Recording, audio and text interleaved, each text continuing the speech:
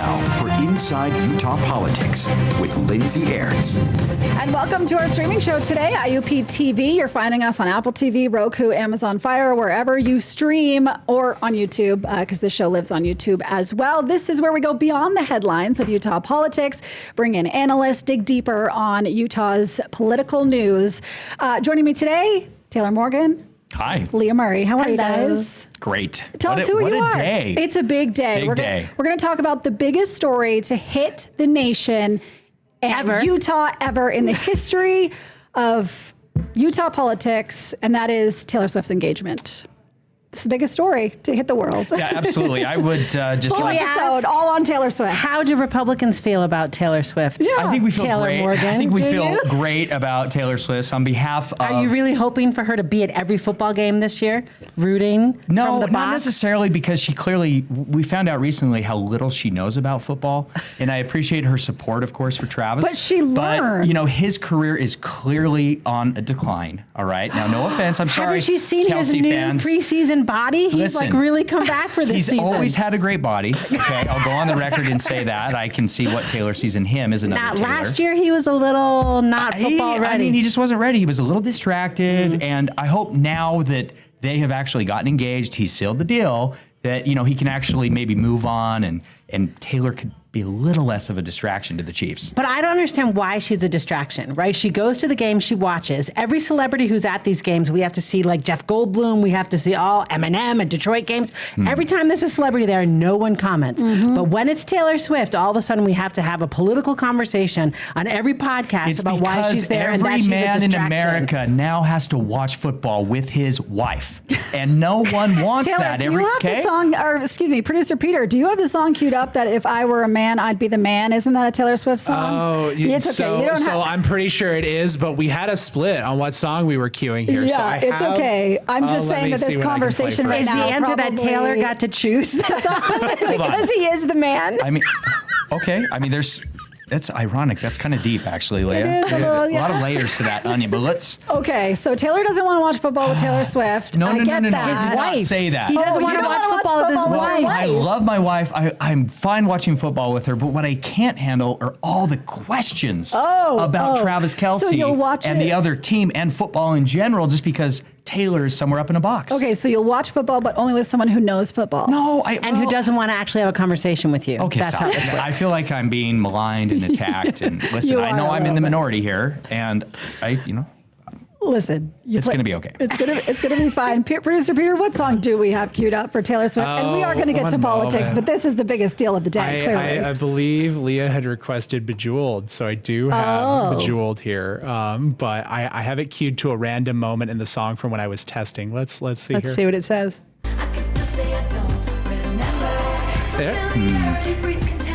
Okay, what is your favorite Taylor Swift song, Leah?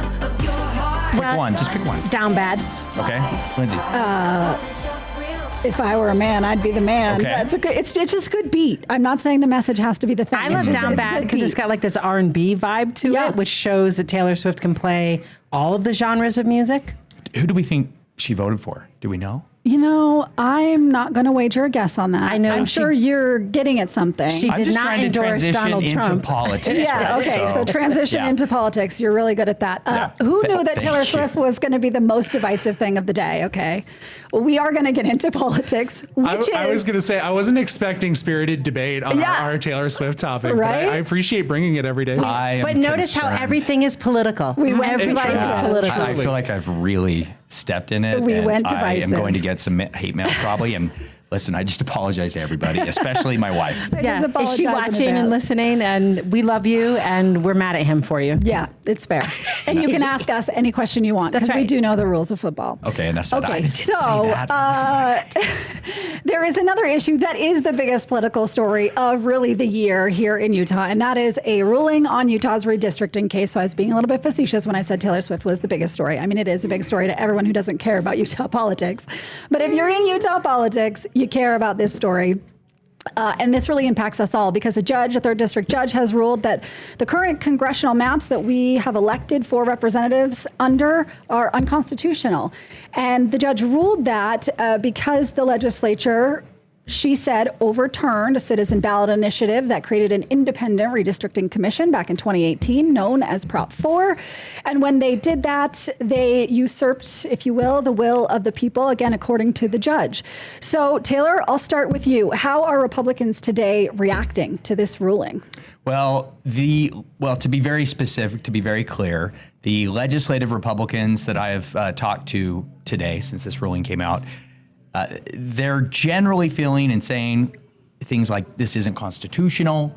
They're very concerned about the timeline that is trying to be forced upon them by this judge. Now, regardless of the ruling and whether you support it or oppose it, I think there is fairness to these legislators' criticism that, this judge has had over a year to come to this ruling. This judge has been able to ask for more time and more arguments, more information from the plaintiffs and from the state. And now the judge has finally come to a ruling, and it is the end of August, right?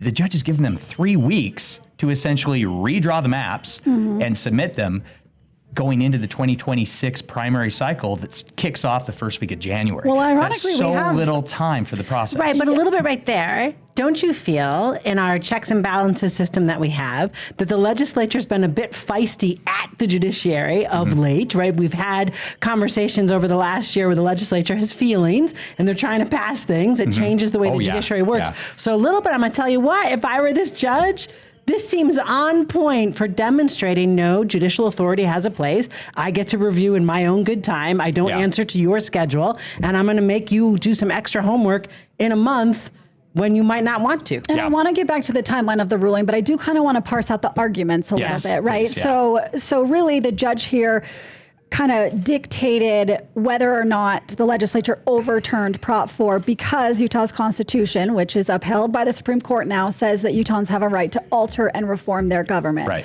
The legislature's main argument is, well, no, it is the legislature's sole authority and discretion to redistrict. And the judge disagreed and said, no, the legislature and the people have co-equal authority to redistrict because redistricting is a legislative function and it's subject to any other laws, or citizen referendums or any other, amending of that process. So let me start here. Yeah. First, the timeline. The state will appeal this ruling. I expect that could push back the timeline on this. I don't think we're going to see new maps in 3 weeks. It's possible that the state Supreme Court may jump in and do something about that appeal that makes things happen sooner, but I don't think so. But did they appeal and try to get this ruling stayed with the lower court judge, or do they go right to the Supreme Court or the 10th Circuit? Where do they appeal? I think they go right to the state Supreme Court. Okay. And they appeal there. Again, I'm not an attorney. I don't know any specifics about what they're going to do, but I can say with certainty that the state will appeal.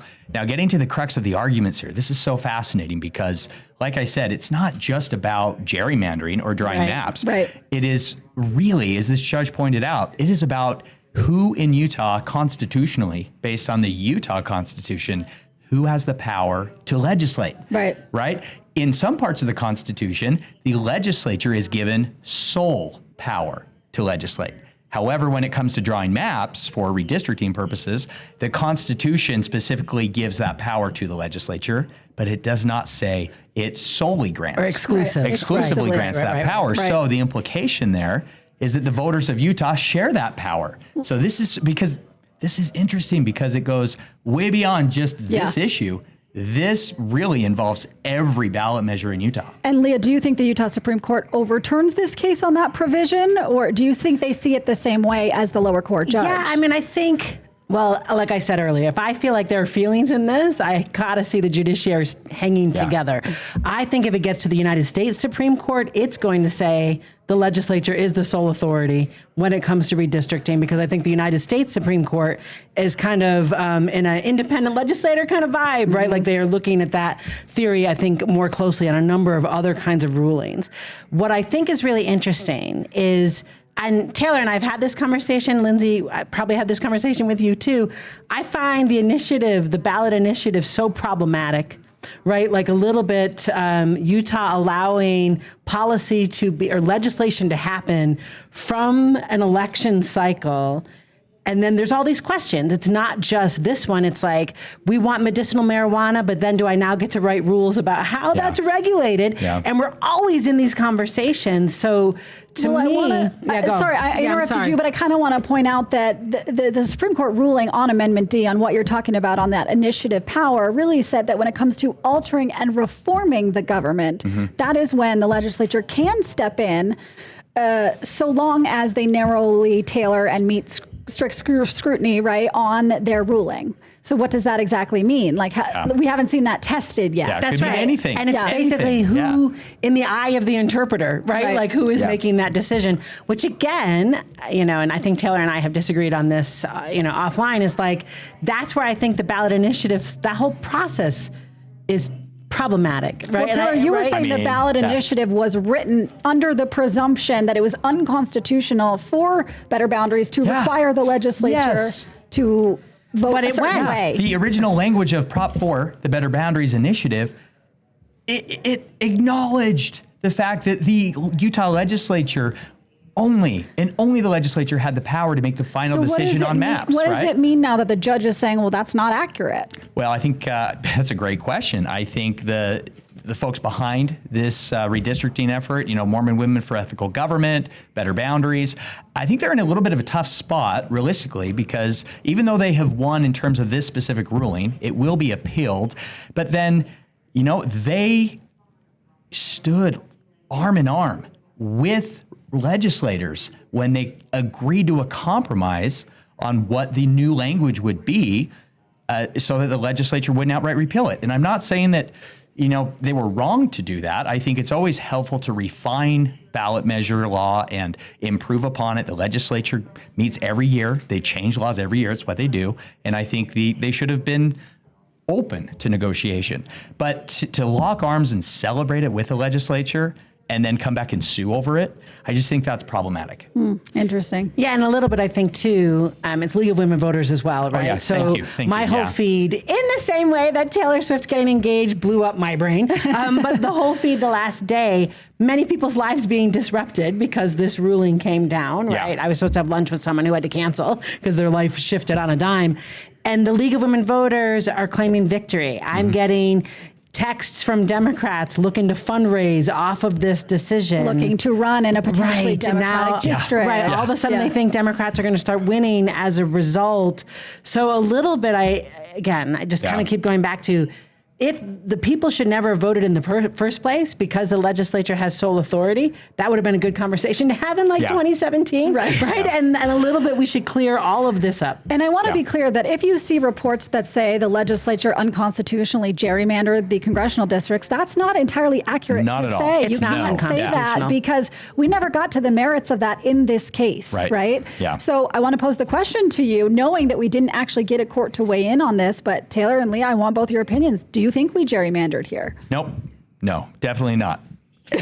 I mean, it's pretty clear. If you look at the demographics, the voter data. I was laughing at Leah's face, by the way, not at your answer. Well, I assume. My face was, anytime I have an emphatic answer, I assume Leah's making faces right behind my back. So, but look, in Salt Lake County, countywide, only 23% of all registered voters are Democrats. 42% are Republicans. In a county where Republicans outnumber Democrats almost 2-1, there is no need to draw maps to favor Republicans. They don't need the help. But that doesn't answer the question of whether it's gerrymandered. So I would argue, and we could debate on this, that we used to have districts in this state that had a kind of an urban vibe, and then we had rural districts. Clearly, someone thought we need to draw these things in such a way that every district has a rural feel and an urban feel, which I would argue actually gerrymanders against rural voters' interests. It's a good point. So, all right, so the gerrymander might not be, or how do I say it, over the top to help Republicans who don't need the help. Right. But absolutely, there was a gerrymander that decided every single district had to have a Wasatch Front interest base, which means that people who are not on the Wasatch Front do not get listened to. So that's a gerrymander. Let me add one thing, and I'm not disagreeing with you, other than calling it gerrymandering, because I think the issue is the geographic distribution of Utah's voter population. Most of our voters are concentrated along the Wasatch Front. Right. And yet so much of Utah's landmass is rural with so far fewer voters. Right. And so how do you split and divide those districts in a way that keeps communities of interest together and giving them the benefit of the doubt, because I am a Republican lobbyist, right? Legislators thought the best way to do that was to have this urban-rural balance in all 4 districts. And so I don't know that they needed to or intended to draw maps to favor any one group or one party. I think that is the way they thought it would be the most equitable. But all this also begs the question if that's even the right answer, right? Yes, So what you basically just did with our 4 districts is gave us 6 Senate seats, because the point in Congress is the Senate should be, right, the statewide representation. That's a good point, And yeah. the districts should be more local communities of interest, the way that you're using that language, and I like it. So like, a little bit, we should be questioning the people who are making these decisions. They might not be right, even if they're not being malicious. That's true. That was No, kind that's of, you know. I agree. That's a good point. Yeah. Okay, so let's talk about what happens from here. Taylor, you're saying that the state will obviously appeal this decision, and you think it will go directly to the Utah Supreme Court. The timing here is really interesting, where the court ruling gives them 30 days to act on this criteria now that Prop 4 mandated, basically. Taylor, walk me through, because I know you were heavily involved in Prop 4 discussions. Walk me through what that criteria is now that the court is demanding that the legislature follow. Oh my goodness, Lindsay, that was a tough question. I don't know, Peter. I 'Cause don't there's a think we lot of have them. time left. For No, a good Do you have a answer Taylor there. Swift song for this? yeah. Peter? I don't have a Taylor Swift song. I could pull up the full opinion if we just want to read it no, off the let me- screen. There is a long list of criteria. Right. It includes, things like communities of interest. It includes, County city boundaries. county-city boundaries, trying to not intentionally divide voters. I think really the crux of the issue, the problem is, maybe the Prop 4 proponents would argue is, if you look at Mill Creek, how that one city was divided into all 4 districts. And, that community and those voters have a lot more in common, of course, right, than, say, the voters in Cedar City.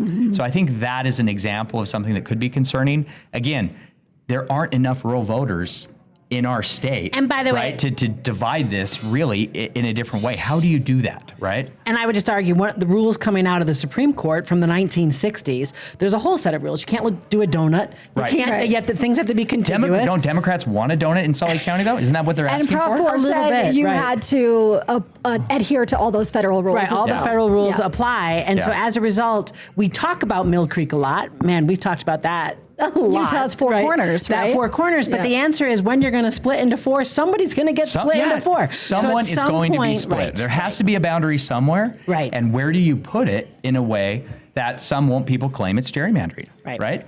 And, to your point about the federal election law and the components of this, that is the thing that could kick this to the U.S. Supreme Court. Right. I think it's really unlikely, but it's possible. And given all the drama between the state Supreme Court and the legislature recently, that might be the ace up the sleeve for Republican legislators. So what is the legislature's next move? We know that their lawyers may appeal to the Supreme Court, but what does the legislature do? Do they Because- have to make a good faith effort? I'm so sorry. I just stepped right over Yeah. you. Like, what I heard you say is they're not drawing these lines, right? But does somebody have to show up and start thinking the about court case it? said they had to make a good faith effort. At least the lawyers in both Right. sides have to make a good faith effort to kind of address the timeline here. I guess my question is, acting independently from their lawyers, the legislature themselves could come in Right. and make some changes here to the Constitution, propose amendments, repeal Prop 4. What do you think the next move is? Well, I do think that they will immediately file a motion. I think they could appeal on a number of grounds. I think the timeline is interesting. Yeah. We have heard a lot of Republican legislators talk about that in the press today.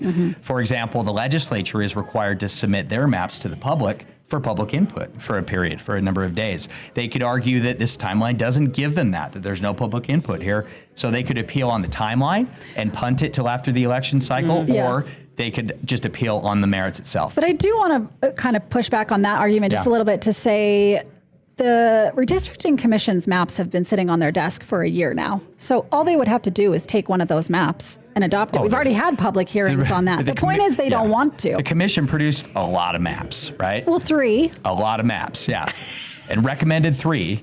And, the legislature obviously. Said no. Didn't like I don't any even of think them. they said no. They didn't even acknowledge They didn't it. even vote They on didn't them. even vote on it. And that's Right. the only thing the Prop 4 language required was for the legislature just to vote up or down Right. on the commission maps and say why. So now that Prop That's 4 it. is the law of the land, they could, in theory, vote these maps down forevermore. Absolutely, and they would be in compliance with the law and the Constitution. So how does this end? I feel like it ends with the state Supreme Court or the U.S. Supreme Yeah. Court. Yeah. Someone's got to tell us who has the authority to redistrict here. Yeah. And But again, if the state Supreme Court comes in and says the people have co-equal power to legislate everything, right, with the legislature. But I don't know that that's what they're saying. They're saying to alter and reform the government. Well, that's not what this ruling said. That's what this previous Supreme Court ruling Right, said but that kicked it to the lower court is Yeah. ruling based on that ruling, right? Yeah. And saying there's no compelling interest here for the Yeah. government to need to overturn these maps. Someone has to define that, right, before we know. Yeah. And that would be the state Supreme Court. Anything else you guys want to add on this before we wrap here? I don't dislike Travis Kelce. I think he's great. I mean, he has 3 but Super Taylor Bowl wants to rings. clarify. I'm just But saying, you got to know when to walk away, right? On the political piece, this is such an interesting conversation. California's having this conversation. They also have commissions Texas. that actually had statutory authority, and Newsom is just kind of rolling over whatever was happening there, Yeah. right? Texas is doing this all the time. They just kind of randomly kind of redraw their districts. So a little bit, I think maybe this is a major conversation around how we do districting across the country, the way the United States Constitution set it up. Maybe there's a 28th national amendment changing that. Yeah, I'm still waiting on the Better Boundaries fundraising email criticizing Gavin Newsom. So It'll come. Yeah, as soon as we get that. Leah, do you think these maps get redrawn? I don't think so. That's why I was kind of asking earlier, is there some legislator somewhere whose job was like, go draw us something, Yeah. right? When we vote down the 3 that we have that we can now vote down. Yeah, they give us- created a commission to do that. Right, can you go draw this? And I felt from Taylor's, that wasn't happening. Yeah. So I think they're not going to play ball on that. Yeah. Okay. It'll be interesting to see. We will watch. This won't be this is just the first of our conversations Right. about how this all plays out. So we'd invite you to continue to watch. I'll make a shameless plug for our Sunday show that will be a full half hour on redistricting as well. Probably right up before or after a football game, right? Probably. We're going to have great viewership. And maybe Taylor will be in the box. That'd be great because more people will see our show. Actually, this show will air this Sunday, which is not the start of football season yet. So you won't have a football lead in quite yet. preseason maybe? Okay, preseason maybe. Preseason's over. Oh. Do you even understand College. football? Sorry, Do college we need to football. say, wait, Whoa, we whoa, need whoa, to whoa, tell you. whoa, whoa. We need to tell you the Listen, rules. College football has started, so I've stopped caring about the NFL. Okay, so this Sunday show, Senator Scott Sandel, who is named in the lawsuit from the legislature, he was instrumental in redistricting these maps that we have today, and he is named in the lawsuit. So he will join me to kind of break down how he sees this ruling. And then the lawyers for Better Boundaries and League of Women Voters and Mormon Women for Ethical Government. His name is David Raymond. He will join me as well. So I'll have both sides of the issue there. Taylor, Morgan, Leah, Murray, thank you both for your Thank you. insights today. You can at them, not me, if you have a Okay. problem with their Taylor Swift opinions. And we'll see you next time on our IUP TV streaming show.